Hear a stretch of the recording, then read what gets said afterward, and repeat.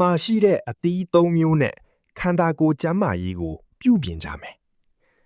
ဒီနေ့ခေတ်မှာလူတော်တော်များများဟာသွေးတိုးစီးကြိုနဲ့ကိုလက်စထရောပြဿနာတွေကိုရင်ဆိုင်နေရပါတယ်ဒီဖြော်ရည်လေးကတင့်ကျန်းမာရေးအတွက်တကယ်ကိုအဖိုးတန်တဲ့စီးတစ်ခွက်ဖြစ်စေမှာပါလိုအပ်တဲ့ပစ္စည်းများခရမ်းချင်သည်တစ်လုံးလိမ္မော်ရည်တစ်လုံးစာတံပရာရည်တစ်လုံးစာရေတစ်ဖန်ခွက်ပြုတ်လုပ်ပုံအားလုံးကိုဖြော်ဆက် blender ထဲထည့်ပြီး10မိနစ်ခန့်ကြိတ်ပြီးရုံပါပဲဒီဖြော်ရည်လေးရဲ့အကျိုးကျေးဇူးတွေကတော့သွေးတွင်းသကြားဓာတ်ကိုထိန်းညှိပေးတယ်စီးကျိတ်ကျန်းမာရေးအတွက်ကောင်းမွန်တယ်စီးကြိုသမားတွေအတွက်သင့်တော်တယ်ကိုလက်စထရောကိုလျှော့ချပေးတယ်